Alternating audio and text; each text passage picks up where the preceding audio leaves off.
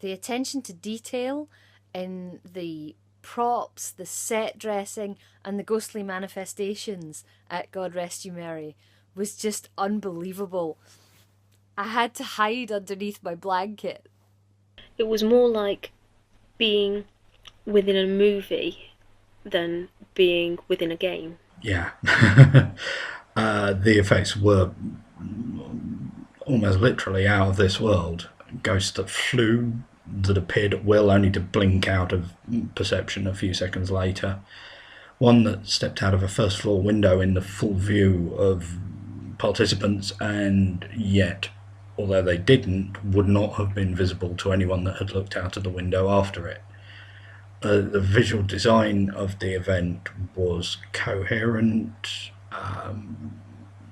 incredibly detailed, and I can only describe it as a triumph. The Burning Man! I mean, that was amazing. And the wraith of Victor coming in through the door. I think that was about 3 o'clock in the morning on the Saturday. Oh, terrified me. Mostly because my brain couldn't work out how it was being done as well. And when my brain couldn't work out that's a puppet or that's a bloke in a mask, because it wasn't a bloke in a mask, it was a puppet, then, just amazing. A number of times over the weekend, I found I was questioning exactly what it was I was seeing. The ghosts genuinely terrified me. The fire coming in underneath our door at night was very scary. And the same with the audio as well, because with the fire coming under the door, we could also hear the burning flames and hear this raging fire behind the door, which when you're woken up at 2 o'clock in the morning to that isn't very, doesn't help your sanity. The ghost of Annette Northmore, silent movie star, so footage at the end of a corridor, looks 3D, is moving. It's just completely convincing. The big special effects, like the Burning Man running down the corridor, the videos of Annette. Annette was the ghost who killed, of the lady who killed herself in the bathroom. That was the closest bathroom to my bedroom, and it scared the hell out of me going to that bathroom every single time. The blending of new technology with a period ghost story, the use of the surface speakers that cause sound to come from nowhere, and indeed at one point made the table shake. Projection ghosts fading in and out and coming and going at will, and the ability to deploy scent in a sort of very controlled locale to presage the coming of ghosts, and I found that those really deepened the terror that I felt when the ghosts arrived. Other people have talked about this, but I can't not mention the ghost that threw herself out of a window. That's just extraordinary. Props to Kira. Props to the event organisers. She really threw herself out of a window. There were stunts, there were puppets, and these were fantastic. But for me, what really stood out was the use of sound and use of smells. These were two really effective techniques. They absolutely created a sense of something supernatural going on. I mean, it's very hard to ignore the smell of the trenches. You know, when you're standing upstairs on a corridor, it's just incredibly jarring. And smells and sound, very subtle. It's easier to disbelieve a practical effect like a puppet. You can disbelieve that as a player.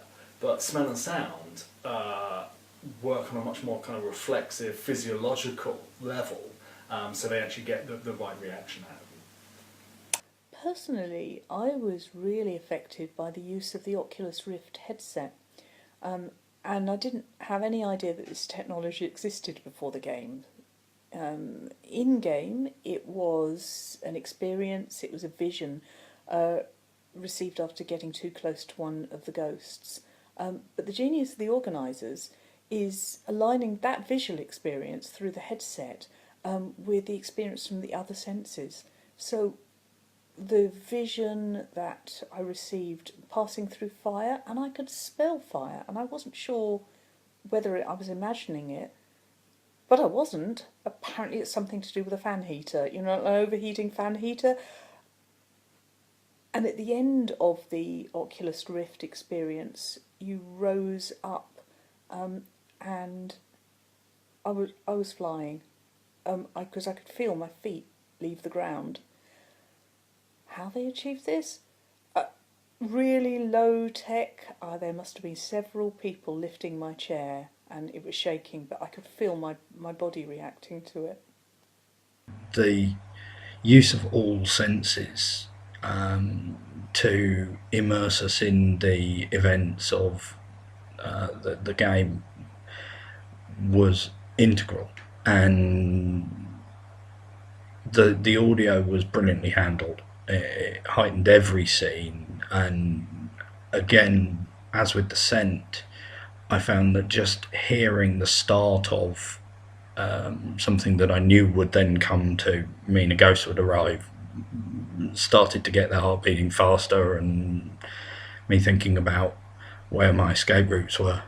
Well, it was hugely effective, and it was consistent because the same recordings were being used, but there were plenty of them.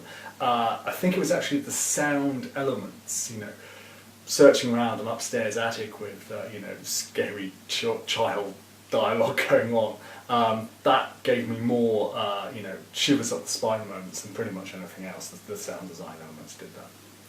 In my event pack, I had an MP3 of a dream that I'd had recurring through childhood, and so I was primed to absolutely recognise those sounds when we started hearing them from nowhere, apparently from nowhere, during the big family Christmas dinner. From nowhere, because they were using speakers that made the table vibrate. It really worked.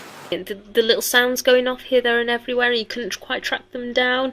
And then following those sounds, whether they be the tinkling bells of the Green Lady, you knew it was going to be something okay, or the far more scarier sounds, like the sound effects at Christmas dinner coming from the fireplace, and the shaking of the table as well, which was kind of inadvertent, but that was the sound boxes being used. But those sound boxes added such a depth to the whole event and to the scariness of the event, so that you actually, because it was something you couldn't see, you couldn't work out how it was being done, it added to the whole ghostly effect of everything. I thought the radio was a really effective achievement. Whenever you turn the radio on, it played what you would expect on the radio, whether it was the light programme, whether there was news bulletins, and those news bulletins related to effects, to stories things that were happening to us that affected us in character. The death of Aunt Sophie, for instance, was reported on the news bulletin, and reference was made to getting a quote from the Baron Exmoor, one of the other characters.